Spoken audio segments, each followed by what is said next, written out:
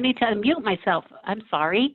I apologize. I was muted, so Diane couldn't hear me. But Oh, I'm just wondering if you're all set to go. I'm all set to go. Just letting everyone know that Jonathan will hop on as soon as he can. So we're using two different computers, and he's still getting ready to get in his chair. So yeah. Great. Okay. Thank you for taking the time to do this today. So, and I'm glad Jonathan decided to participate as well. Yes. So again, hopefully he'll jump on soon. Sure. Okay. So you want me to get started? Yeah. Why don't you get going? Okay. So I appreciate Kerry's invitation to share. I said to Kerry in our conversation, I said, geez, I almost feel like I shouldn't share my story. And she made a couple of comments that woke me up, and I'm like, oh my gosh, not everything is all hunky-dory on our end. So just a quick conversation. Dianne Huggon, my husband John, and we have 3 children. They're all adults. We live in Southeast region. Jonathan is our oldest son, and as you can see, he has cerebral palsy. He doesn't speak verbally. He uses various ways to communicate. As far as his interest, he enjoys photography, music, socializing with family and friends. He likes to be on the go, which means he does not like hanging around in the house. So this pandemic has been quite the challenge. He is receiving support from the Department of Developmental Services using the self-direction program with the agency with choice. And he also receives PCA hours. We actually celebrated Jonathan's 27th birthday. It was on March 9th, but that weekend we celebrated his birthday with his grandmother, who just turned 96 yesterday, and it was a good time. And Kerry, if you could go to the next slide, please.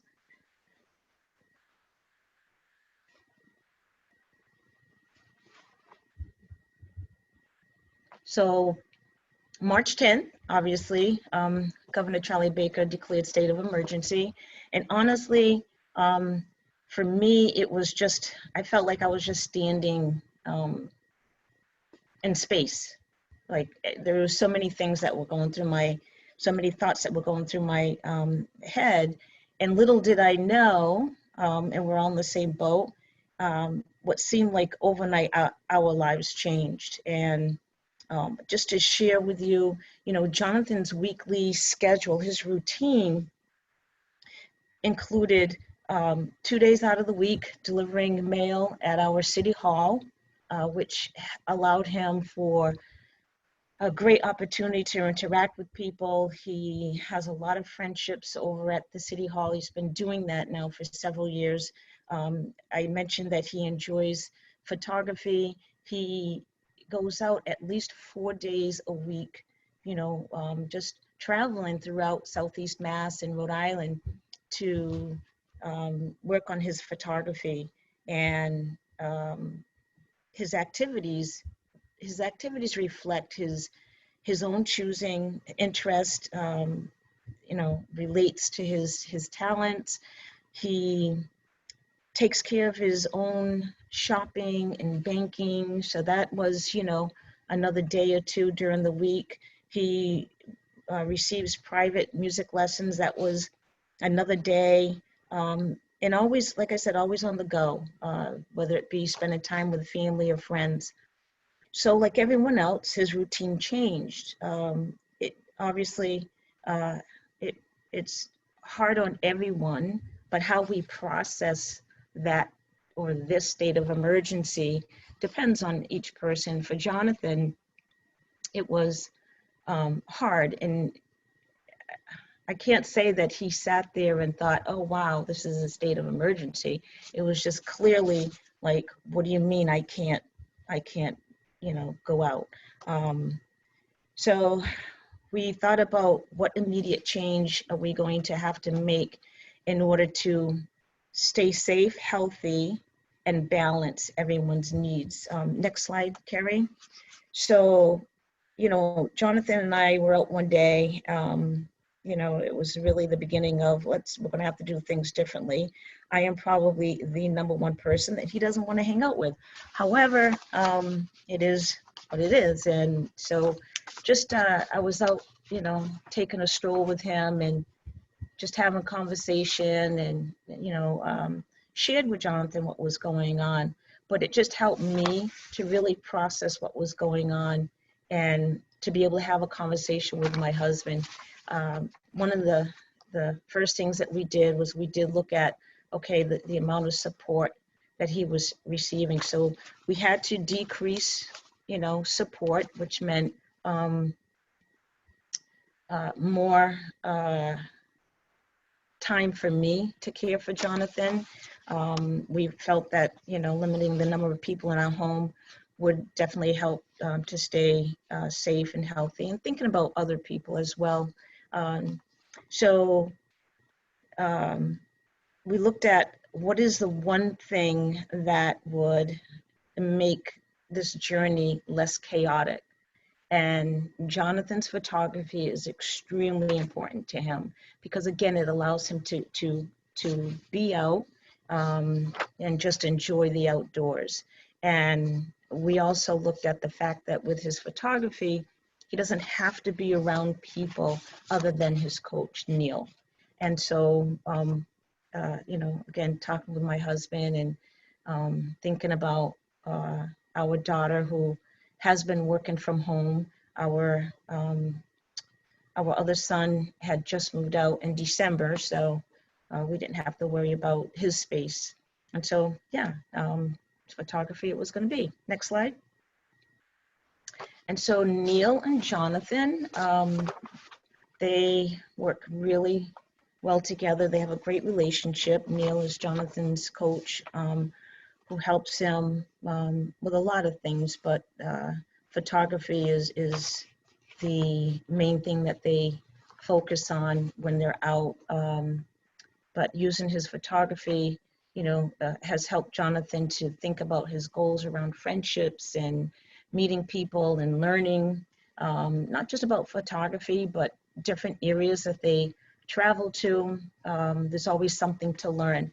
So we found it really interesting looking at these photos. We're like, oh my gosh, just like that, snap of a finger, you see the slide from the past and where we're at today. Grant you that's not permanent, so we'll be going back. I know that I've got hope, right, that things are going to continue to get better. And next slide, Kerry. So as these are Jonathan's photos, but as time was passing, what we learned, what they learned and shared with us is that even going out to work on his photography, there were restrictions, obviously, right? The beaches started to close. You can see in that one photo, and that was taken soon after the state of emergency was announced. But the ocean was the go-to place, especially if the weather was challenging, where Jonathan couldn't get out of his van. And what he witnessed was a lot of, again, more restrictions. So for someone who has quadriplegia, the restrictions were already there. Well, with this pandemic, there was more like, what do you mean I can't go and park at the ocean? Because they started closing parking lots and the state parks. And it was really hard. So that was quite the challenge. Next slide, Kerry. So we, as a team, we're always talking about ways for Jonathan to continue to be able to, balance his days. And so we're like, you know what? You just got to be creative. Got to be creative without breaking the law. You got to be creative. you know, and also continue to be cautious, staying away from people, which was pretty easy because everyone was, quote, staying at home. But again, his photos, which is really helping us to see what's going on outside of COVID. Anyone could turn the TV on and see what's going on at the hospitals and nursing homes and state facilities and, you know, within the cities. For Jonathan, it's, you know, there's still a blessing because he was able to get out and it was quiet. Now I'm sharing with you what Neil and Jonathan, you know, shares with me. But you can see again, just, you know, like I look at that photo of the beach, the lifeguard chair, and there's no one on the beach, and things are still and things are calm. So for Jonathan, it was really helpful for him just to have that quiet, you know, that I want to say it was like serene for him, and didn't have to deal with parking, and, you know, being able to take photos right from his van has also been a plus for him. And next slide, Kerry.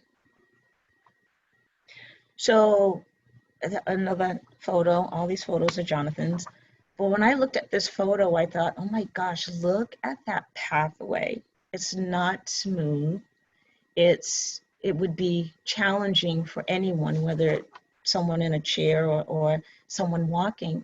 And I just, you know, look at that photo and I start thinking, and it helped me to really think about what this pandemic has done for me as a parent, because things aren't okay every day.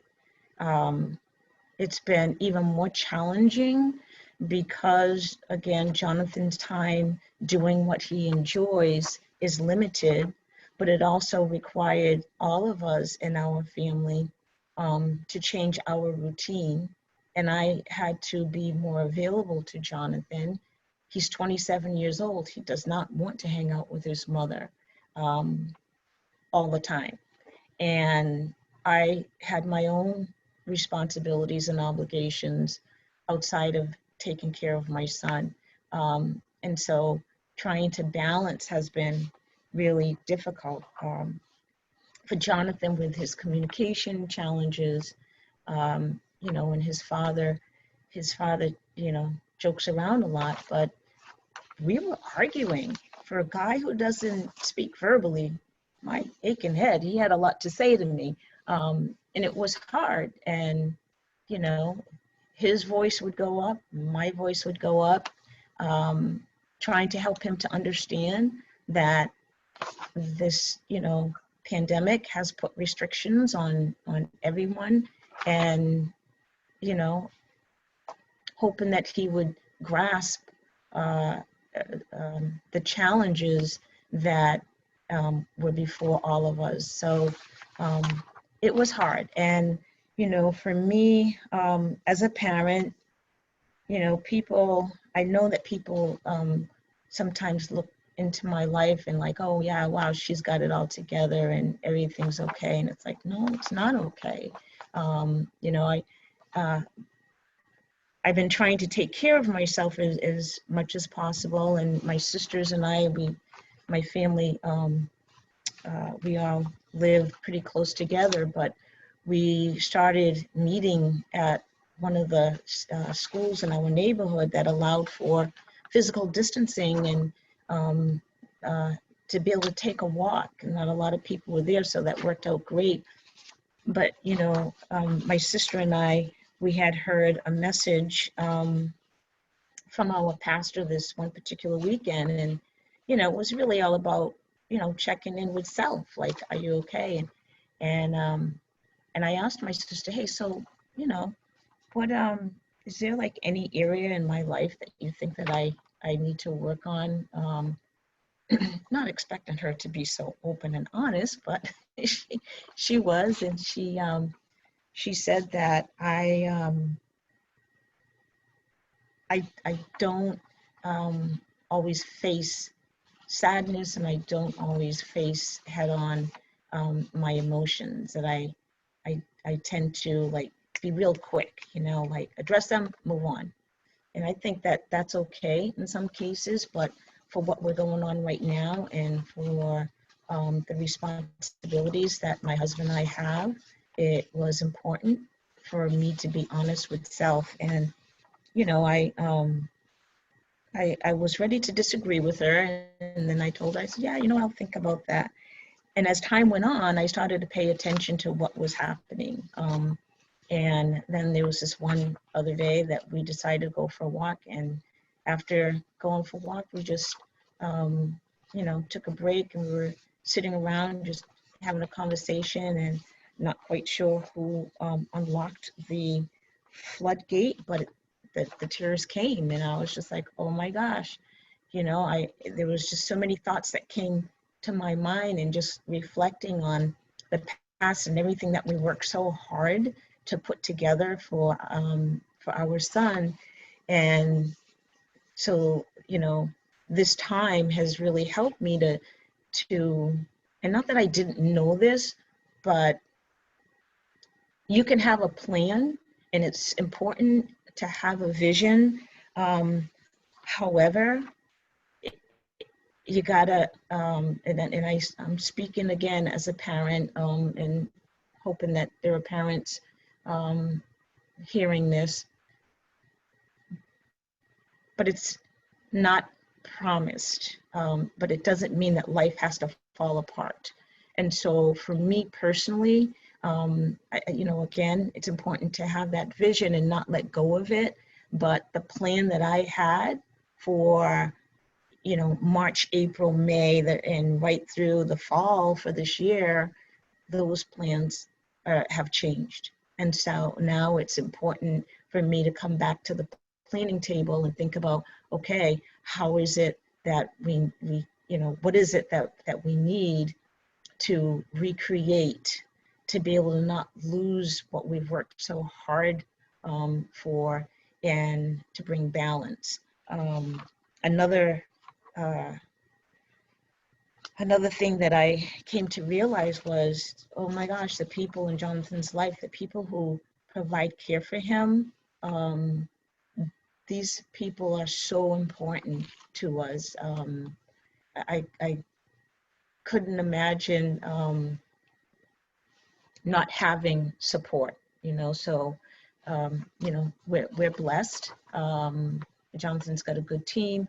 We had just hired someone in December, and things were really running smooth. And, you know, now it's a matter of getting back on track with the schedule. The other thing that I want to share too is this whole thing about normal. Like, what is normal? You know, my normal is not your normal, and your normal is not my normal. You know, I believe that, you know, the behaviors and ideas is what creates our normal. So I really, I don't even believe in normal. It doesn't even make sense to me. So Kerry, I don't know, I don't see the slide on my computer. So there's one more slide on there.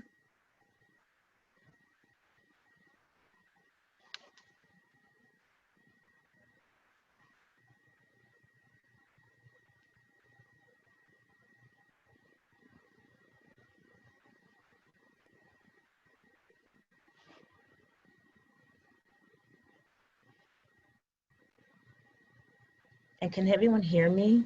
Charlie, if you could nod your head, because I can see your face. Can you hear me okay? All right. So I won't, okay, good. I won't get too wrapped up in the slide, but there was one more slide that I had that showed pictures of what I believe can help move forward. You know, there are lessons to learn with every situation. And this is not the first challenge that we've had in our life, but it's been a different kind of challenge. So what I'm hoping to walk away with, well, first of all, what I still believe, and this will not change, is that everyone needs a community of people who will care for them. And we do have a great community. We have family and friends, and like I said, Jonathan's support team. Um, you know, I'm very connected to my church. I have people in my life who I can go to and talk and be open and honest. And so that's been very helpful. Um, Things that I definitely will need to continue to work on to completion is, you've heard letter of intent. That I've been working on a book that includes Jonathan's routine, his likes, his dislikes. There's a lot of information I already have together, but I was really thinking about, like, every day really for the last 2-3 weeks, where I'm like, oh, should anything happen to me, is someone, like, just even with his essential oils, we have a diffuser in his bedroom, and I'm like, this needs to continue. Like, that may seem like something small to someone, but it's huge because it helps Jonathan to relax, to sleep. I use essential oils on his body. There are just so many little things that are big things in his life. Supported decision making. I was on the phone with Social Security, for the state, and he called for Jonathan, and I said, well, I'm his mom. He said, well, are you the state? Are you the rep payee? Some of you may disagree with me, but he doesn't have a rep payee. And I explained to this gentleman about supported decision making. And so he needed to talk with Jonathan, and Jonathan had just gotten into his van. So I went outside, and I said, had the phone on speaker, and I said, Jonathan, there's a gentleman on the other line. His name's Kyle, and he needs your permission so that I can talk to him about your Social Security. And remember, Jonathan doesn't speak verbally, but he does communicate in different ways. And I explained that to this gentleman. And I told Jonathan, he can't see you. Answer yes with your hand, and he can't see your eyes, so you're going to have to use your voice. And he needs to hear your yes. And I'll tell you, I was just looking at Jonathan, where I was like, oh, dear Lord, if there's any time, now is the time for him to use his voice. And he did. He vocalized his yes. And this guy thanked him, and then was able to explain to me about a form that Jonathan would need to sign that states, who is helping him with his Social Security. So that was an eye-opener. But there are other ways that we have been noting that's helping us to de-stress. And, one of the things that I shared with Jonathan is about being kind to others. And, his photography, for those who don't know Jonathan, we started this business, All Things Possible, where it just started off with making photo cards for him to be able to sell at festivals and fairs. Again, his goals are all around communication and building friendships. And we thought, what a great way to help him to learn about employment, but also to meet people. So it's not about, oh my gosh, this business is going to be like, right, big time money. It wasn't about that. But we haven't been able to do that this year. Everything's being canceled. And so there was one night, Jonathan and I sat at the, the counter table, and I said, you know what, let's use your inventory and encourage people. So we took, must have been about 100 cards, and just wrote inside, you are loved, and delivered them to one of the nursing homes, in our area, So that was uplifting and just helped us to get through another day. Being outside, this whole COVID-19, it's like, okay, I get it. Being at home, not being foolish, but does that mean we can't go outside and sit on our porch? Does that mean we can't go out in the yard? Yes, we can go out in our yard. Yes, we can get sunshine. Yes, we can get fresh air and look at other people who are maybe taking walks in the neighborhood. So, staying home doesn't mean locking yourself inside. I've been thinking about the families who have children receiving special education services, and I'm just like, wow, that's one thing that I'm grateful for. Like, God, thank you so much that we're not dealing with special ed. I can only imagine how hard it is. But at the same time, and this is for not just for, the children receiving special education, but the adults who have, quote, ISPs. Like, pull it out. What do you have written in there? Have you remembered what your goals are? And those goals hopefully are really connected to the vision. And so what is the vision that you have for yourself? And hopefully these vision statements is all about real life, and not just learning about ABCs or learn how to use money in a store. It should connect to real life. So perfect opportunity for everyone to really think about how do I want to utilize these services to help my loved one have a meaningful life. But then there's also the caregivers and the direct support staff. It's taking care of everyone, because yes, all of us are in this together. So yeah, for me, when I'm down and out, I'm gonna find a spot to cry, and when I'm not, I'm gonna smile. So that's it. Well, thank you, Dianne. Can everybody hear me okay? Mm-hmm. Yeah, okay, good. I apologize. I've been kicked off our internet at home, and so for about 10, 15 minutes now. So, and I've been trying to connect back on, so that's why you can't see the screen anymore. So we were kicked off Zoom, but I hope all of you could hear Dianne, and thank you so much for sharing your life and your story and your ups and downs with all of us. We really appreciate and admire your honesty and your resilience to get through just another day. So I wanted to thank all of you for connecting with us today. I will be able to share, once I get my internet back, the slides with you today, so you can see Jonathan's beautiful photography. Does Jonathan have an online web page or anything that people can look at and purchase, or have you gone there? Or well, actually, if people go to his website, and it's not it's jonathanhuggon.com. I'm actually putting it in chat.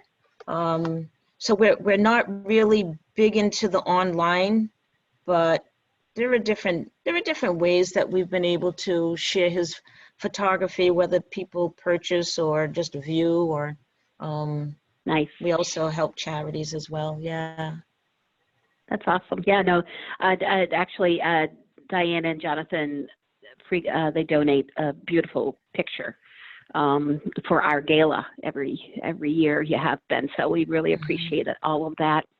Anyways, well, thank you, and I apologize for the technical problems, and I hope all of you have a great day, and thanks again, Dianne. Appreciate it. Thank you. Thank you, everyone. Okay. Thank you Take for care. sharing. Alrighty.